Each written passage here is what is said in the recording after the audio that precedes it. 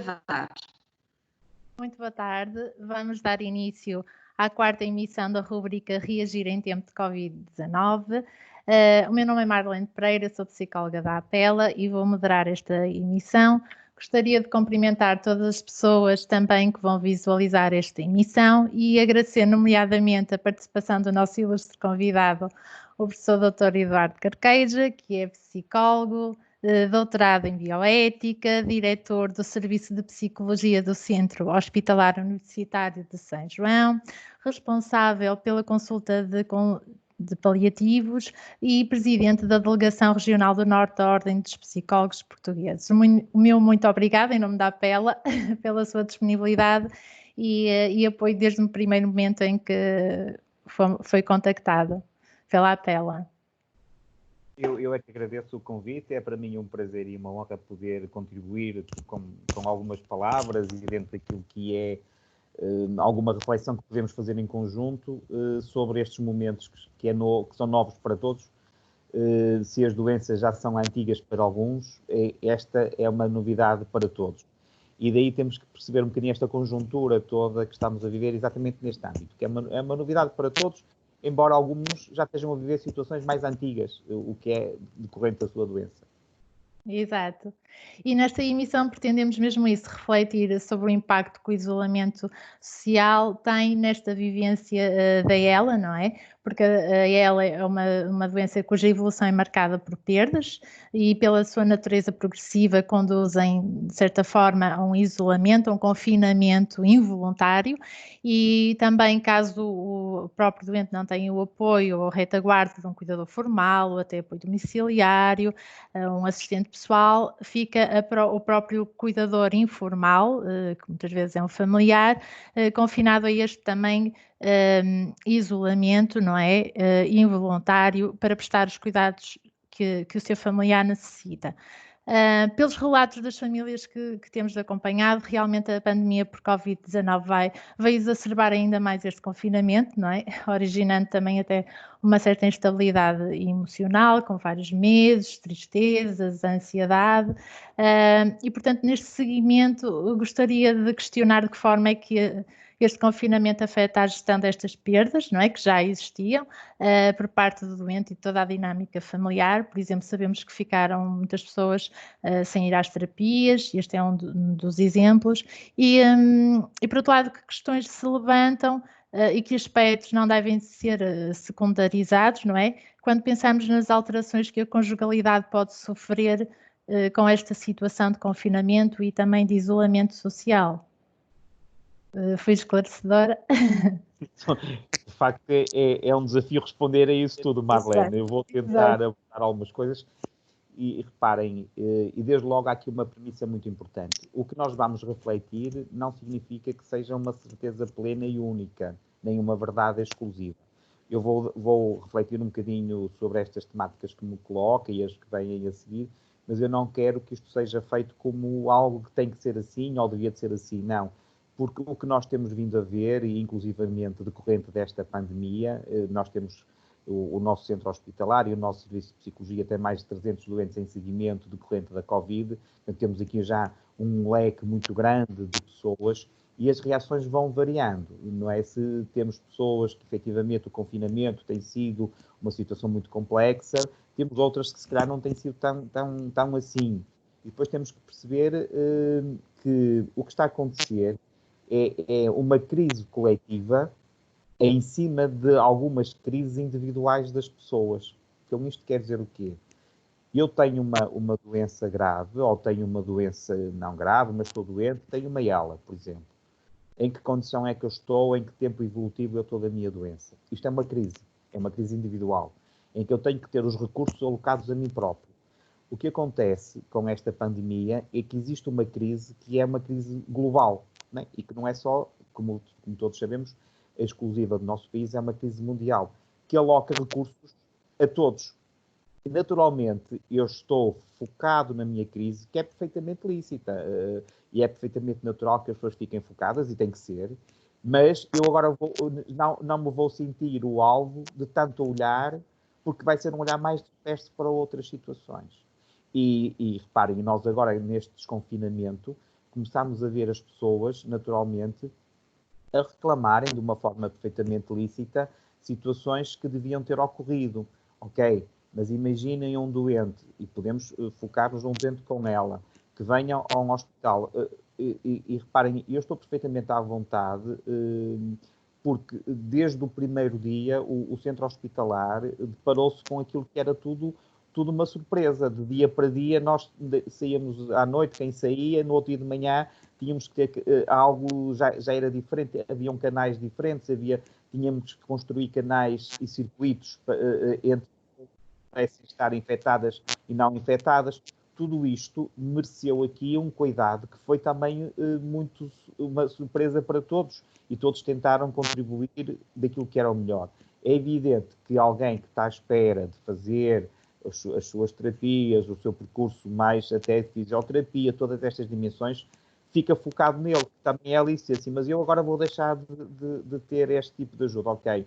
Mas se nós perguntássemos, mas quer ir ao hospital, quer correr riscos, as pessoas naturalmente com medo, e eu posso dizer que tivemos alguns doentes, nós desmarcámos, bastantes doentes dentro daquilo que era possível, desmarcámos no sentido de estarem presencialmente, tentámos estabelecer telefonicamente ligações com os doentes para perceber, nomeadamente na área da psicologia, como é que estavam a vivenciar as situações. Tivemos a maior parte dos doentes que, apesar de tudo, estavam ajustados a este confinamento, porque também, Marlene e restantes ouvintes, se esta doença é uma doença democrática, no fundo que apanha toda a gente, as reações do confinamento já não é democrático, porque vai depender muito das condições que cada pessoa tem.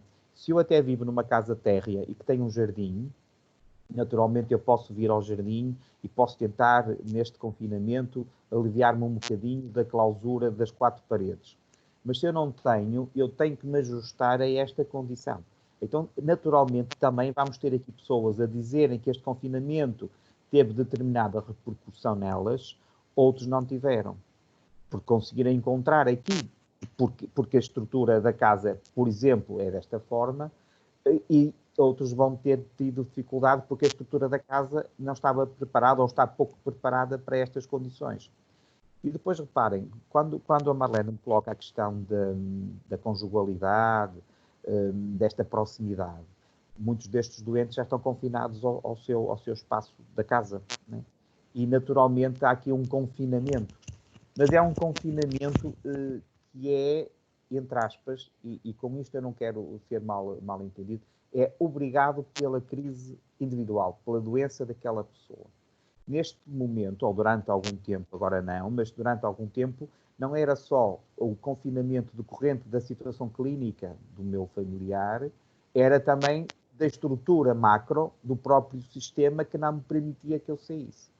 E nós sabemos, na área da psicologia, e as pessoas sentem, que a percepção daquilo que é imposto tem um peso muito grande, mais às vezes do que efetivamente aquilo é imposto. Ou seja, com isto quer dizer o quê? O facto de eu saber que se quisesse sair não podia, começa a ter logo um peso muito grande, que é quase uma imposição tremenda. Mas se eu quiser sair e puder sair, mas não quiser sair, o peso já é diferente. Temos aqui níveis e graus de liberdade percebidos de forma diferente. E isto, o que é que diz? Pois, eu agora nunca posso sair de casa, eu agora estou confinado a casa, isto é uma tragédia, ok? E se nós formos perguntar a estas pessoas que cuidam, muitas das vezes elas já não saem, porque efetivamente e infelizmente não têm ajuda, mas têm esta percepção que se quiserem sair, podem sair. Isto também tem um peso, e é importante que as pessoas também entendam isto. Muitas das vezes é este peso que vai criar os estados de ânimo mais fragilizados e vai criar estados de ânimo com maior ansiedade. Não é o acontecimento em si, mas é como eu avalio o acontecimento.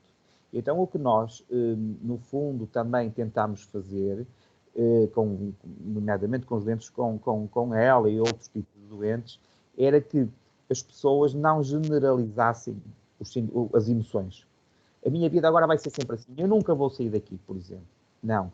A vida está, neste momento, assim, carregada de mais sofrimento, porque, naturalmente, as pessoas ficariam e ficaram com mais sofrimento decorrente desta situação, mas isto é transitório. E tanto é transitório que nós agora já estamos no desconfinamento. estamos num desconfinamento, mas estamos a passar para outra dimensão, que é o desconfiamento. E temos que ter esta percepção também, que é, eu desconfino, mas desconfio. Será que eu posso ir ao hospital agora em segurança? Não é? E reparem, e eu antes dizia, mas eu queria ir ao hospital, porque eu não vou ao hospital, mas eu devia ir ao hospital. Mas sabia que não ia, que não podia ir, porque até me recusavam, não é? E agora, será que é seguro? E deixem que vos diga, neste momento, vir ao hospital, provavelmente é dos sítios mais seguros, nomeadamente o Centro Hospitalar São João, que existe. Porquê? Porque há toda uma série de procedimentos cuidadosos e que, efetivamente, as pessoas podem vir de uma forma tranquila, cumprindo aquilo que está nos procedimentos. Desde o momento, os doentes recebem uma chamada telefónica para a hora. Portanto, o que se está a fazer neste momento é cumprir coisas que, às vezes, noutro contexto, não era possível, porque as pessoas ficavam muito tempo à espera. Hoje em dia, quando nós vamos retomar na área da psicologia, por exemplo, as consultas presenciais no próximo mês, e o que nós estamos a reduzir o número de consultas para, por exemplo, darmos um espaço seguro entre uma consulta e outra, para que as pessoas não fiquem à espera, porque isto devia ser sempre assim. O que acontece é que, infelizmente, esta pandemia vem-nos trazer aqui alguns procedimentos que necessariamente vão corrigir outros que estavam mal, né?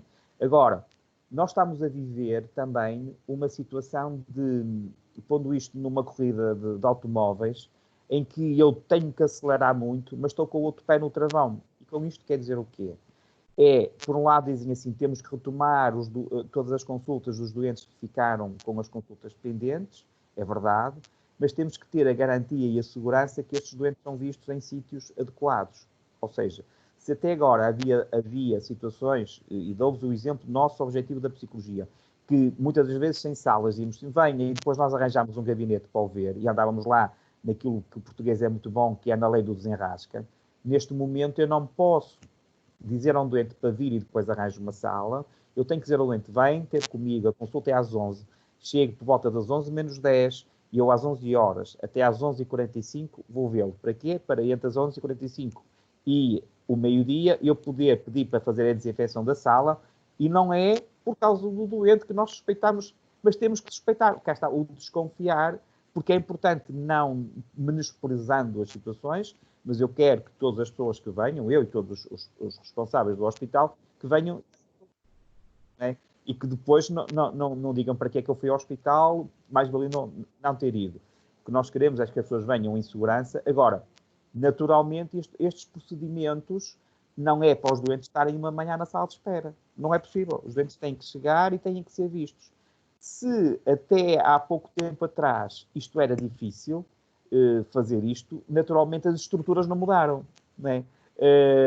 Inclusivamente espaços que eram utilizados, mais uma vez, como um desenrasca português para fazer uma consulta, hoje não é possível ser feito. Temos que ter os metros quadrados próprios para que se possam ver os doentes. E com isto eu quero dizer o quê? Que, apesar de tudo, acho que há um esforço grande de se poder retomar uma normalidade, mas que é uma normalidade que não é igual à que nós tínhamos até finais de fevereiro. Portanto, temos que ter esta noção. E, mais uma vez digo, é evidente que a crise de cada um é a maior crise que existe.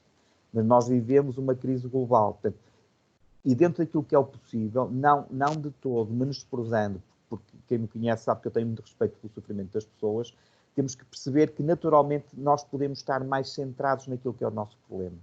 O que eu peço é que, em relação ao Hospital de São João, aos doentes com ela, não deixem de estabelecer contactos, dúvidas que possam ter. A APEL aqui tem tido também um papel importantíssimo de mediadora naquilo que são os contactos. Portanto, utilizemos o telefone ou outras formas de poder comunicar. Não fiquem enclausurados, nem sequer venham, como naturalmente não venham, para o hospital ver se tem consulta, porque isso é que não convém, não é? Isso é que não convém. E a nível da conjugalidade, que era outra das questões,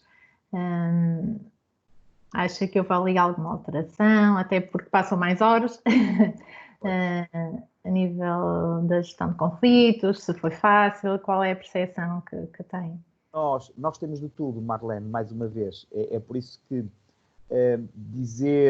reparem, tem muito a ver também como é que naturalmente, que o próprio casal estava. E eu ainda ontem falava com alguns colegas, e estávamos a falar sobre isto da violência que existe na violência doméstica, e eu falava numa situação em que alguém que estava, imagina, num processo de conflito conjugal, num processo de separação, e que, tendo em conta tudo isto, deve ter sido muito difícil, e nós temos algumas situações reportadas, difícil de conseguir conciliar isto. Mas reparem, é evidente que toda esta conjuntura leva a uma permanência maior de tempo, né? De tempo.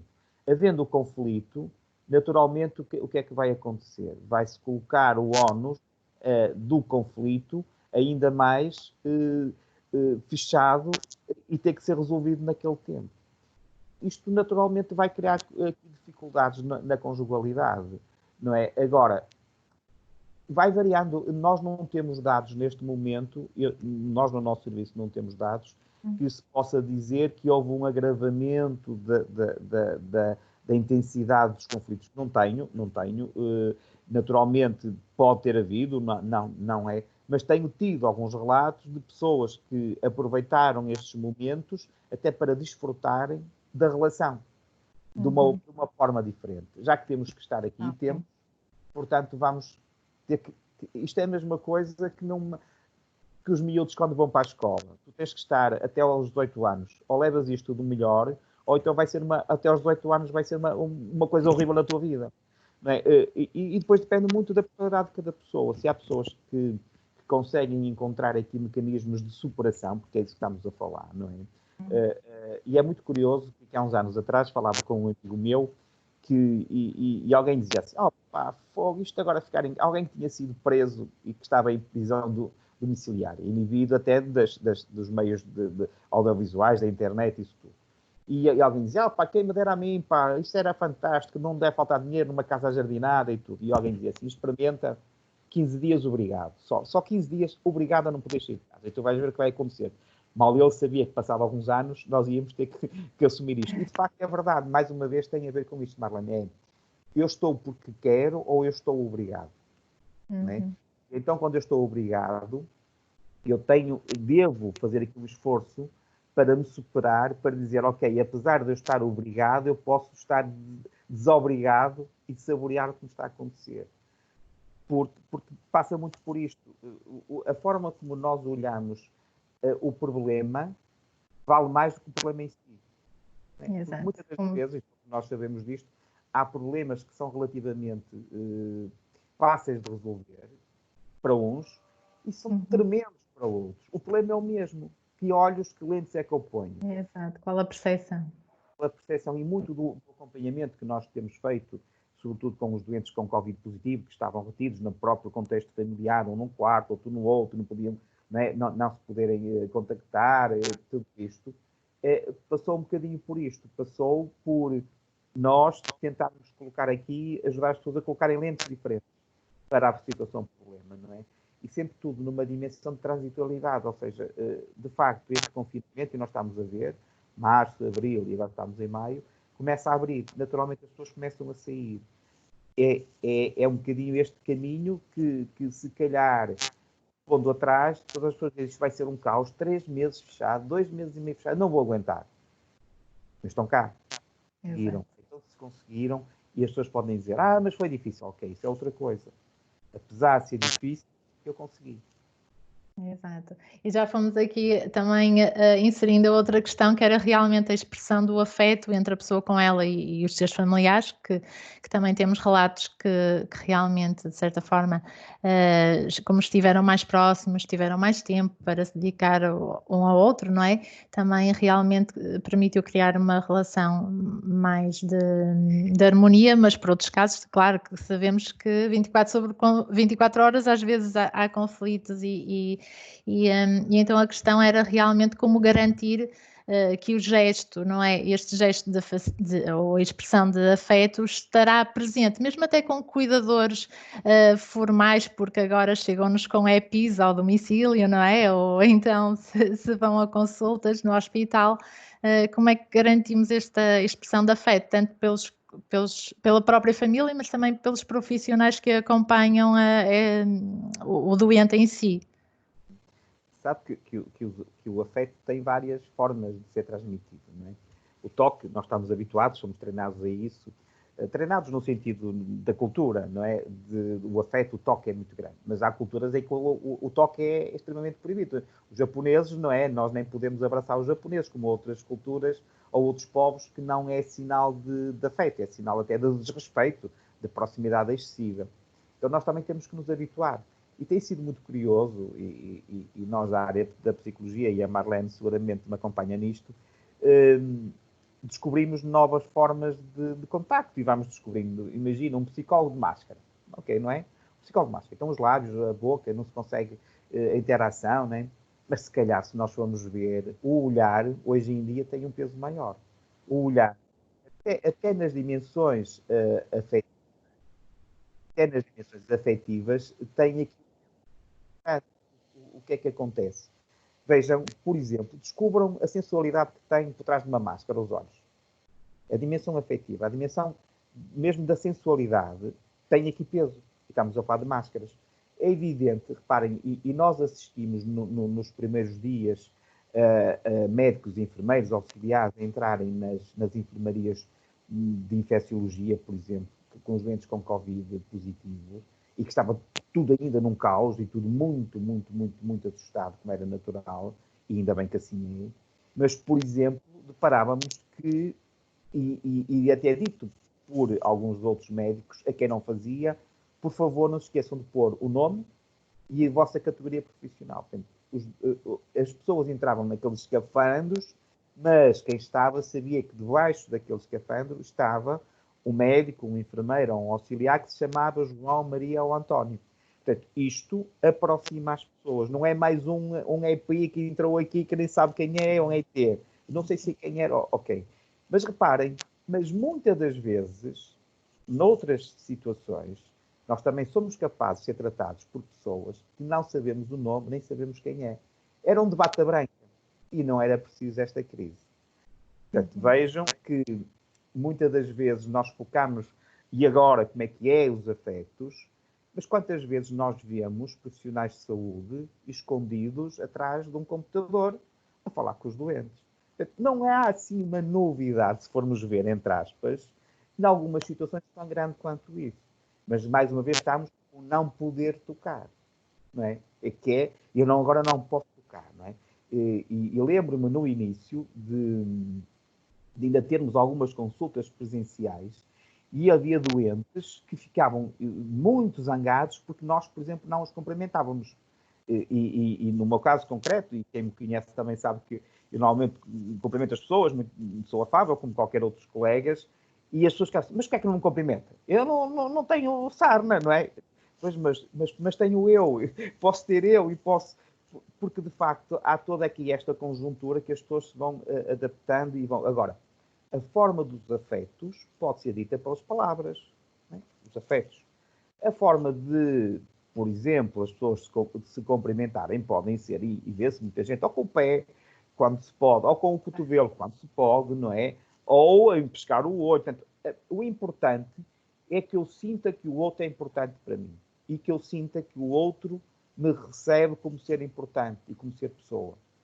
Seja da forma que seja com um sorriso que se possa ver, seja sem sorriso por causa da máscara, seja um empiscar do olho, seja um encolher os ombros, a dizer assim, é importante, mesmo tendo uma máscara, mesmo não me podendo cumprimentar, não é? Porque nós sabemos que, infelizmente, muitos dos doentes com a ELA também não conseguem abraçar as pessoas, mas podem ser abraçados. Não é? É evidente que agora estamos numa condição diferente, estamos numa condição que temos que ter aqui outros procedimentos. E o importante, Marlene e quem nos ouve, é que o outro nunca deixe de ser importante para mim. E que eu consiga encontrar aqui uma forma, e os doentes com ela são, por excelência, precursores naquilo que possam ser desenvolvimentos de comunicação, e muitas das vezes comunicação não verbal, não é? Portanto, é fundamental, sobretudo, que o outro se sinta sempre acolhido por quem está em frente a ele.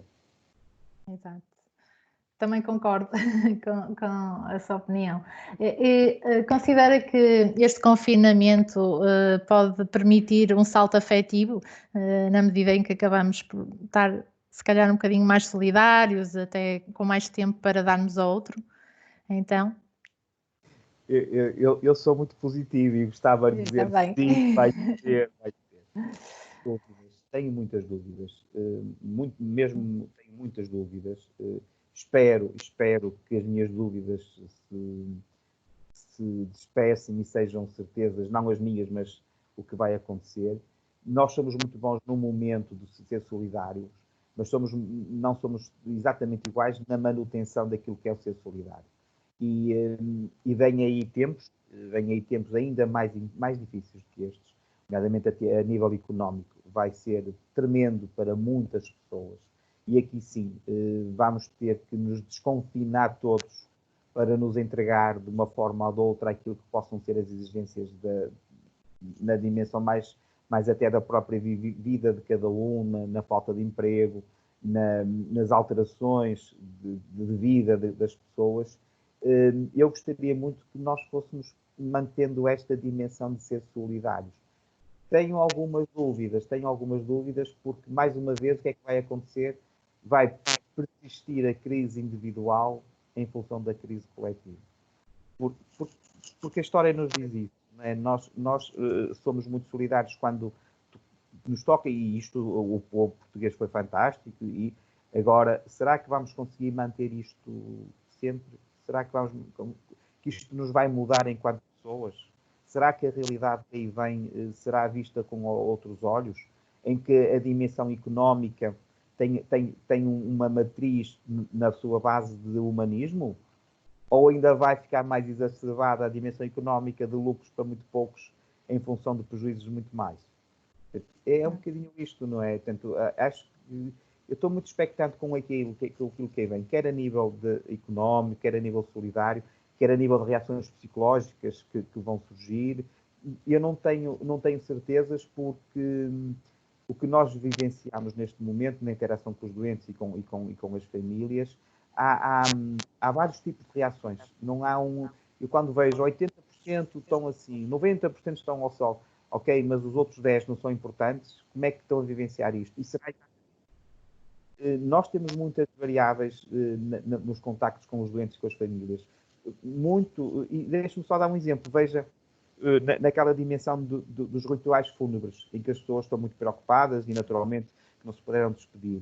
Nós temos algumas situações que dizem, familiares, ainda bem que isto aconteceu, porque aquela fechada dos funerais e do velório, ainda bem que ficou anulada. Portanto, fez a homenagem que se tinha a fazer, sem ter aquele alarido todo, as pessoas irem para lá dizer, exatamente, irem para lá dizer coisas que não devem. Portanto, ainda bem que isto aconteceu. Está a ver? Portanto, são situações que nós temos que ter muito cuidado, porque se nós generalizamos, não é? Vamos apanhar um grupo à partida maior, mas será que o outro grupo que é menor não necessita de uma atenção ainda maior? Não é? Eu sou muito cuidadoso nisto. Eu gosto das dimensões mais da qualidade de vida de cada pessoa do que a quantidade de valores que podemos ter. Isto merece aqui uma atenção muito cuidadosa, Marlene. Sim. E as famílias da pessoa com ela já tinham, não é, o impacto económico. Claro que agora temos que dar um maior realce e atenção no sentido de realmente continuar a que não falhe nada a estas famílias e que tenham todo o acompanhamento necessário, não é? Na minha opinião. Agora, outra questão que gostaria de colocar é quais os sinais de alerta que os doentes e cuidadores devem estar atentos para garantir que a sua saúde mental e emocional não é afetada, não é? Devido a estes medos, ansiedades gerados por esta pandemia. O que é que nos diria? Marlene, isso é algo que me vem tendo particularmente chamada a atenção, porque há uma coisa que, e penso que nós, psicólogos, e estão muitas pessoas a ouvir-nos, esta dimensão, e a Marlene estava a falar disto, da saúde mental, O que é que, falando de saúde mental, vai acontecer? A saúde mental, ainda hoje saiu recebi um questionário para responder, avaliação da saúde mental feito por profissionais. São só psiquiatras que fazem aquela questão da saúde mental. Portanto, o questionário é sobre a doença mental. Destes querem saber, não querem saber a saúde mental, querem saber a doença mental. Isto para dizer o quê? Não entrando aqui em conflitos, não é isso, mas a mim interessa é a saúde psicológica das pessoas. Interessa-me saber porquê. Porque nós sabemos que a saúde psicológica das pessoas, eu não tenho que ter uma patologia ou uma psicopatologia para estar mal psicologicamente. Eu posso estar com sofrimento decorrente, veja, desta questão económica, por exemplo. Eu não estou doente. Eu posso estar com alguma ansiedade, sim, mas posso não estar deprimido. Estou triste e não consigo encontrar aqui uma saída para ter mais recursos económicos. Isto não é doença. Se não é doença, eu não vou ter acesso aos cuidados de dita saúde mental. Porquê? Porque a saúde mental vai acontecer se eu estiver deprimido e fazem uma avaliação e tenho uma depressão major, medicam-me. Okay? Eu estou com muita ansiedade, tomo uma medicação, um ansiolítico, e estou rotulado. O que nós, e particularmente a mim e a muitos outros colegas, e até mesmo à ordem dos psicólogos, o que nos preocupa é todo um leque de pessoas, em número muito maior, que efetivamente não estão rotuladas com doença mental, mas podem vir a ficar com essa doença se não forem ajudados. E então aí o que é que vai acontecer? Mais uma vez, vamos ter neste tempo consultas de saúde mental versus psiquiatria, em que vão receber as pessoas que já estão doentes. Né? E os que não estão doentes. Quando vimos com taxas, por exemplo, quando alguém diz 1 ou 2% da população portuguesa é que sofre nesta altura de doença mental ou está afetada. 1% ou 2% de 10 milhões, façam as contas. Até isso já é muito. Portanto, façam só a esse nível, parece que dão desvalorização ao que desvaloriza 1% ou 2% da população. É muito, são milhões, não é? Portanto, temos que ter em conta a quantidade de pessoas, ou são milhares de pessoas que estão afetadas. Isto nós temos que ter em conta.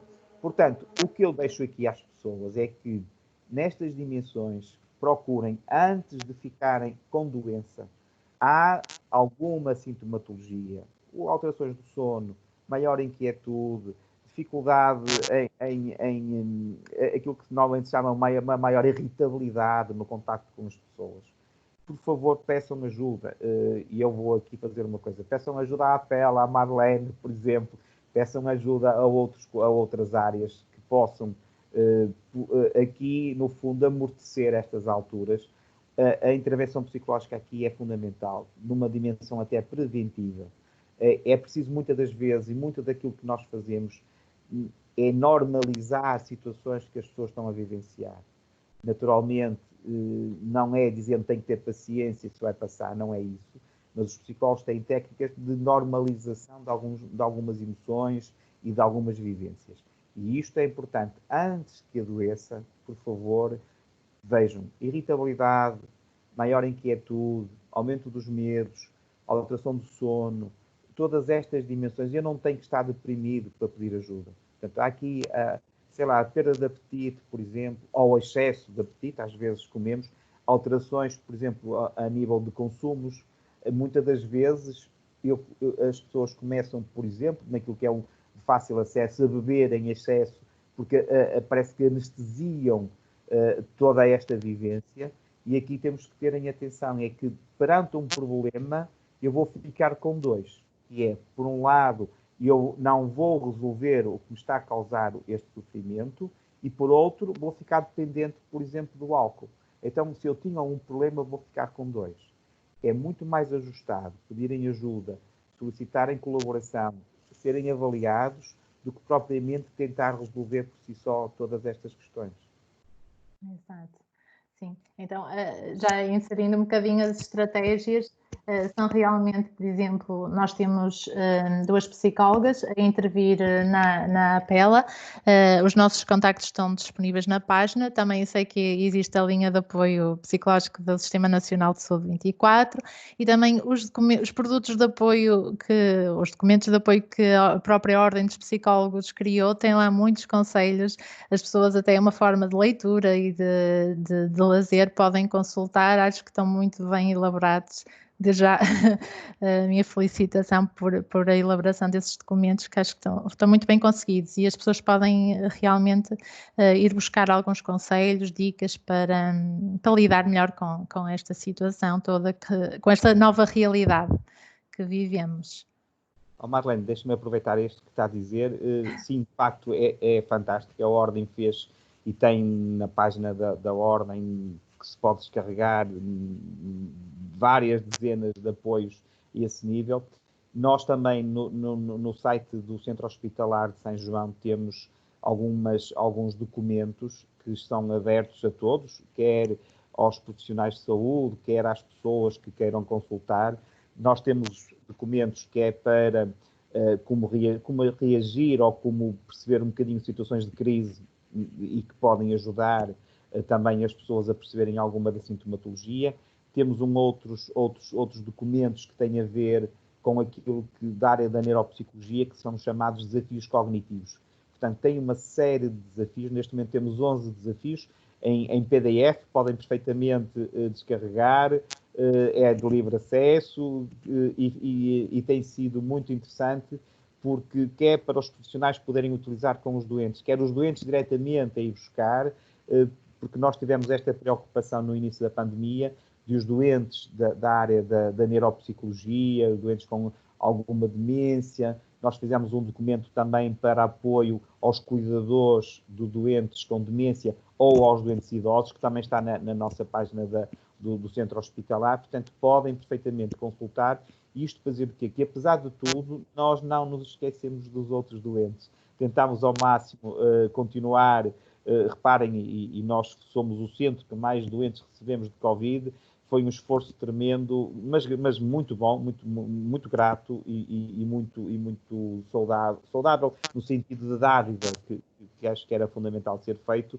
Portanto, tentámos ao máximo, os colegas, inclusivamente, e quem tem consultas, fazemos a manutenção das consultas via telefone. Portanto, tentámos que se conseguisse conjugar estas duas atividades, quer para os doentes com Covid, quer para os outros doentes. Daí temos na página do hospital, é de livre acesso, vão lá, têm lá várias informações e podem perfeitamente descarregar, junto com outras, nomeadamente com a Ordem e da APELA, provavelmente. Portanto, aqui é importante estes recursos que não fiquem só colocados numa página da intranet ou da internet. É fundamental que as pessoas acedam dentro daquilo que é a possibilidade. Uhum. Centrando-nos um bocadinho no cuidador informal, que estratégias de apoio podem ser criadas, uma vez que também este cuidador informal pode estar em teletrabalho ou até ainda em trabalho e conjugar com o ato de cuidar não é sempre fácil, não é? E às vezes implica desafios. Claro, reparem, e nós tivemos algumas situações em que fomos ligando com doentes, com ela, e perceber um bocadinho como é que estavam a conseguir gerir toda esta situação, porque algumas das pessoas, inclusivamente, o cuidador formal deixou de ir porque foi dispensado por confinamento também do próprio. E, naturalmente, em algumas situações, há uma sobrecarga maior ainda para o cuidador informal. O importante é, dentro do possível, reparem, e mais uma vez, eu não quero estar a dar aqui receitas, porque seria da minha parte uma loucura, não seria ético, nem seria ajustado eu estar aqui a dizer façam assim, assim, assim, e vai ver que vai correr bem. Não, porque as vivências de cada uma das pessoas é muito específica, e nós temos que ter este cuidado de perceber que, se calhar, determinada forma que a pessoa pode agir é adequada naquele contexto, mas se calhar se fôssemos replicar num outro contexto já não era possível. E é por isso que nós tentamos sempre ao máximo, e nas nossas consultas com doentes com ela, como noutras, mas estamos a falar de doentes com ela, nós colocamos nunca as palavras em afirmações, ou seja, faça isto que vai, se fizer isto vai ver. Não. O que nós fazemos é, já pensou em fazer isto? Imagine, e se for isto, como é que pode resultar? No seu contexto, veja, porquê? Porque muitas das vezes o que nós vemos são situações em que nós estamos com bondade, é verdade, mas às vezes a bondade, se não for recebida no outro como bondosa, pode ser uma maldade. Né? E reparem, eu gosto tanto de ti que até te bato. Né? São sapatadinhas de amor, as tradicionais. Mas não é isso que acontece na outra pessoa, porque a outra pessoa sente-se que está a ser agredida. Okay? Então, temos aqui logo um desfazamento. Eu utilizei isto muito intenso, porque é um desfazamento muito grande. Quando eu digo a alguém que tem que fazer isto, a pessoa recebe isto de um profissional de saúde e acha que tem que ser assim. Mas alguém me perguntou se eu tenho condições para fazer assim. Eu posso fazer isto desta forma ou não? E o que acontece muitas das vezes é que eu posso não ter estas condições para fazer desta forma. Então digo, pois, o meu familiar não vai ficar melhor porque eu não tenho condições, e até muitas das vezes condições económicas, para fazer isto. Compre este fármaco ou compre este suplemento alimentar, por exemplo. Eu tenho recursos económicos para comprar este suplemento ou não? Porque o que acontece é que eu posso estar a dizer isto e a pessoa está a dizer, pois, mas se eu tivesse dinheiro, lá está, mais uma vez, o que é que eu vou sentir? Que sou, de facto, uma pessoa muito mais infeliz porque nem o dinheiro eu tenho para poder comprar. E quem diz isto diz nas técnicas que podemos utilizar. O importante é que as pessoas se sintam confiáveis e confiantes na interação com os profissionais de saúde, para porem questões das mais simples às mais complexas, porque acho que nós devemos ter esta sensibilidade, devemos ter este cuidado de perceber que as pessoas estão extremamente fragilizadas no sentido daquilo que é uma relação. Não é? E particularmente estes doentes estão, infelizmente, muito deles enclausurados neles próprios. Não é? E a família e o cuidador fica enclausurado, não neles próprios, mas enclausurado junto com eles, de uma outra dimensão. E o que nós vemos é que é importante aqui haver, e não fugindo à questão da Marlene, aqui o cuidador merece uma atenção muito grande. E a Marlene sabe disso, e os colegas também sabem, e as pessoas também sabem, que muitas das vezes o cuidador funciona como se fosse o braço ou a perna, ou a mão do doente. Porque enquanto eu quero uma garrafa d'água, e penso que quero a garrafa d'água e vou buscar a garrafa d'água ao frigorífico e bebo um copo d'água, eu faço tudo isto sincronizado, sem pensar em mais nada, eu uso os meus braços para buscar isso. Mas se eu precisar que alguém me traga uma garrafa d'água, o tempo que vai demorar pode ser quase o mesmo. Mas eu tenho que dizer, traz-me a água. E se a outra pessoa, que é diferente de eu esticar o braço para abrir o frigorífico. Isto tem um impacto muito grande naquilo que é a dimensão do imediato e do mais tarde. Né? E os cuidadores, muitas das vezes, precisam de ser ajudados a perceberem que quando a pessoa reage de uma forma intensa, é porque efetivamente o está a colocar numa identidade que não é a mesma, está a pôr como se fosse uma extensão deles próprios. Né? E isto são coisas que o confinamento provavelmente pode ter trazido mais ainda, porque a pessoa está aqui, então estás em teletrabalho, porque é que não... Né? Porque já existe esta dificuldade e de uma forma muito...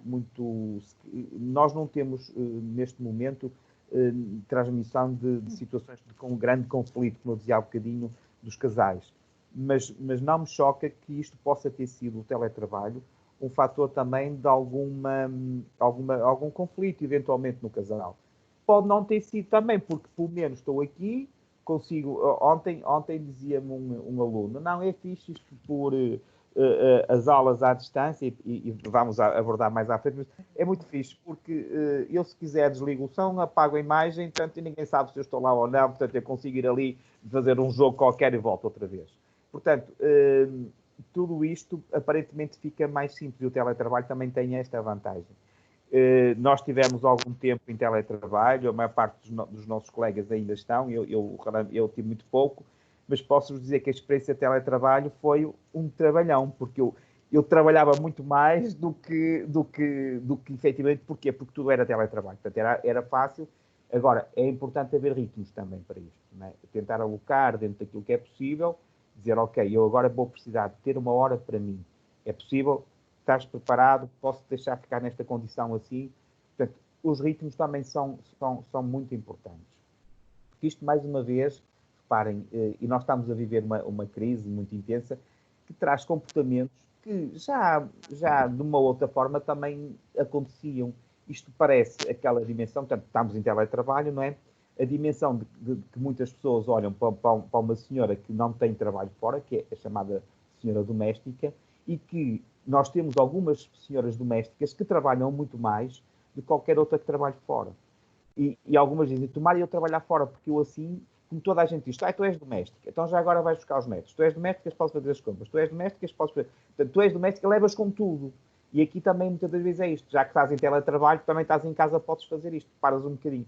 Ou seja, tem que haver aqui algum equilíbrio nesta partilha e, sobretudo, naquilo que é uma compreensão mútua de alguém que precisa de ajuda e alguém que está a ser ajudado. Um bocadinho nesta dimensão, Marlene. Sim, também concordo. No geral, como é que avalia o acompanhamento psicológico que tem sido proporcionado tanto a pessoas com Covid ou sem Covid? Como é que... Marlene, eu sou suspeito.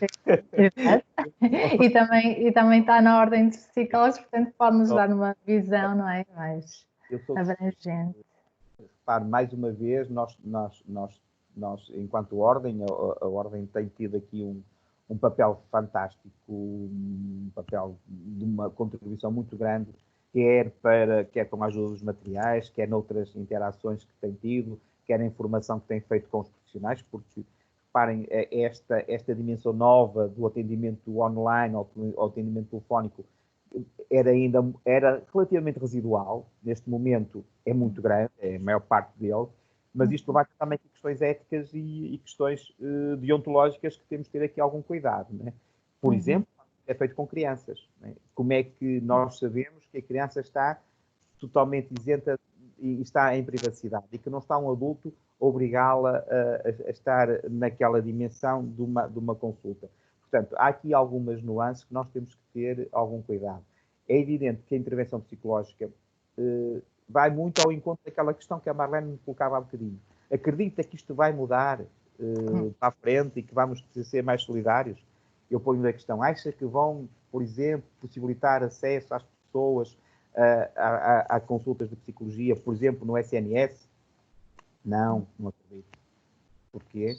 Porque nós vamos atravessar uma crise grande económica e, mais uma vez, vai-se ouvir a frase que eu detesto ouvir, que é, sim, vocês são muito importantes, mas não há dinheiro. Isto é, vocês são fantásticos, sim, mas não há dinheiro. E eu, quando dizem isso, eu digo, desculpa, eu não sou mal educado, senão dizia-lhe já outra coisa, porque, efetivamente, se somos importantes, temos que estar lá. Reparem, e as pessoas, mais uma vez, por isso é que há um bocadinho falava da saúde mental versus saúde psicológica.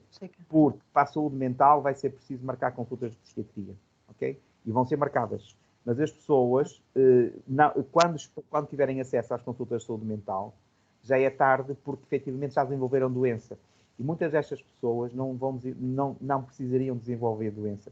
Precisariam de efetivamente ter aqui um apoio às reações vivenciais, e as reações vivenciais precisam ser acompanhadas também, e isto vai ser outro problema. Agora, a reação dos psicólogos e das psicólogas foi fantástica, acho que de uma bondade extrema. Eu conheci muitos colegas que, desde juntas de freguesia, a IPSS, a várias áreas, se disponibilizaram para poder fazer acompanhamento e receberem ajuda às pessoas. Nós, como eu lhe disse, nós no Centro Hospitalar São João ligámos, ainda agora, e iremos continuar nisto, ligámos para a casa dos doentes que já seguimos, ligámos para a casa dos doentes que estão com Covid positivo, vemos os doentes que estão internados, vemos as famílias. Ainda hoje alguém me dizia que era preciso marcar mais uma consulta para a irmã de um doente que está a ser seguido por nós, que a mãe morreu, que a senhora agora também se está a sentir a precisar de ajuda.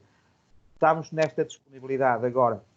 E deixem-me também dizer, penso, e com isto eu não quero passar a bola para a sociedade, mas penso que aqui sim é a altura da sociedade civil dizer, ok, chega, nós devemos ter acesso, porque isto há uma disparidade muito grande. Nós devemos ter acesso a cuidados psicológicos no SNS, porque as pessoas provavelmente não sabem, no SNS, em Portugal, existem menos de 1000 psicólogos. Existem cerca de 250 nos cuidados de saúde primários, em todo o país, cerca de não chegam a 250, e os restantes estão nos hospitais e nos centros da toxicodependência, portanto, no CICAD e por aí. Portanto, vejam o número irrisório que existe de disponibilidade para acompanhamento psicológico. É a altura da sociedade civil também se reagir e dizer, ok, isto não faz sentido, é importante que as pessoas tenham acesso a isto. Porquê? E vejam só esta dimensão, que é outra das dimensões que podia ser, eu escrevi isto há pouco tempo, que devia ser aproveitado agora, que é a acessibilidade. Né? A acessibilidade aos cuidados de saúde psicológicos. E eu tenho dito várias vezes que, se não houver esta acessibilidade, as pessoas vão continuar confinadas, mas confinadas emocionalmente e psicologicamente, naquilo que é o seu sofrimento. Vão sair à rua, mas vão continuar confinadas com o seu sofrimento psicológico, porque não têm acesso. E isto ainda é mais grave. Isto ainda é mais grave porquê? Porque é uma dimensão de uma área de liberdade para a qual eu não estou livre, porque efetivamente continuo confinado emocionalmente porque eu não tenho acesso. Se, por outro lado, vejam, se eu, para ter uma consulta de psicologia num centro hospitalar como o nosso, ou outro do SNS, eu tenho que ter primeiro um pedido por um médico de família para uma consulta de psiquiatria. E só depois da consulta do psiquiatra receber o pedido é que me pode encaminhar para um psicólogo. Vejam o tempo que demora. Né? Isto é, se eventualmente o psiquiatra achar que pode passar. Porque o psiquiatra pode fazer a triagem e dizer, não, isto não é para a psicologia, isto é para mim. Ok? Ou dizer, não tem condições e devolve ao médico de família. O que deve haver, e havendo já serviços autónomos de psicologia nos hospitais, é o centro de saúde referenciar diretamente a um serviço de psicologia. Era muito mais rápido, as pessoas tinham muito mais acessibilidade e todos ficariam a ganhar. Esperemos que esta seja uma das condições do desconfinamento da Covid. Exato, que traga algo inovador, não é? Para a intervenção psicológica. E a nível, na sua opinião, o cuidador tem sido um foco ou tem sido deixado de parte nesta intervenção? Marlene, o cuidador é sempre para nós uma pessoa fundamental neste âmbito de ajuda ao doente. Não só em cuidados paliativos, e nós temos a consulta psicológica do cuidador, foi criada desde o início a consulta do cuidador, porque a pessoa necessita, se assim entender, necessita de ajuda e pode ter, mas como também, deixe que lhe diga, eu assumi a direção do serviço em novembro do ano passado, e uma das primeiras decisões que eu tomei foi criar a consulta do cuidador no geral, ou seja, neste momento, qualquer doente do hospital em que o cuidador necessite de ajuda, em qualquer área, não é só em cuidados paliativos, tem a possibilidade de ter uma consulta de cuidador. Porque é fundamental que isto aconteça, Marlene. Daí, perante isto, já lhe respondo e as pessoas ficam a perceber a importância que eu dou ao apoio ao cuidador, que é fundamental. Exato. Porque realmente a família não é só um elemento, é todo um conjunto, não é? E por isso temos de ter em conta este cuidador. E daí também ser criado o Estatuto de Cuidador Informal, portanto também demos um passo, agora é implementar também este ano, a ver se as coisas andam para a frente. Só para terminar e... Deixe-me só, por causa, peço desculpa de interromper, peço mesmo desculpa, mas para dizer que mesmo no âmbito da consulta do cuidador, e a Marlene tocou aí um ponto fundamental e importantíssimo, que é a família, não é só o cuidador, é também, o cuidador é mais alargado que isso.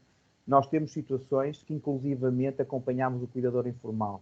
Há situações que o cuidador informal envolve-se de tal forma, e questões até de personalidade prévia, que necessita desse acompanhamento, e nós temos efetivamente alguns cuidadores informais que acompanhamos também na nossa consulta.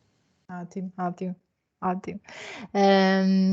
Só para terminar então, o nosso tempo também está a chegar ao fim, e como o dia 1 de junho é o Dia Mundial da Criança, estamos próximos, e dado que a criança é um elemento fundamental no seio familiar, qual a sua opinião sobre o impacto da telescola?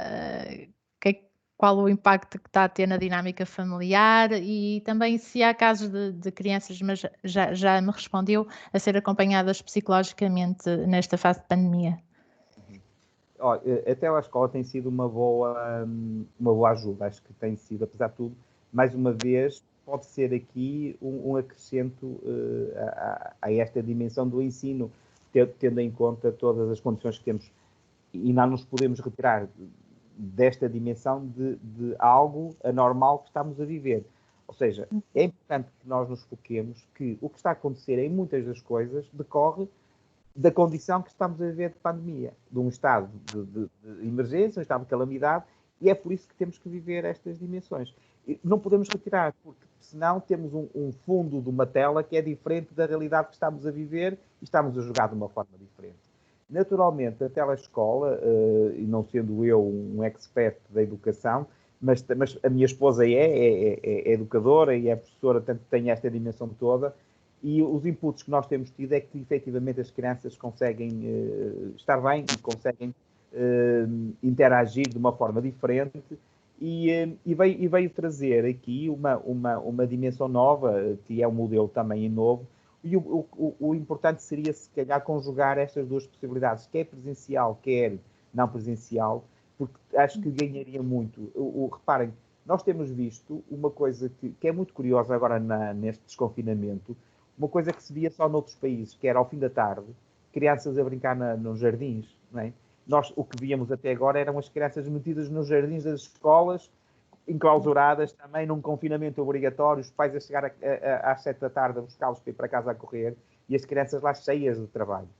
O que nós vemos é que, efetivamente, agora há esta possibilidade. E isto sirva, pelo menos, para isso. Que não é preciso passar tanto tempo na escola para se aprender muito. Exato, concordo. E tenho uma experiência pessoal aqui mesmo em frente.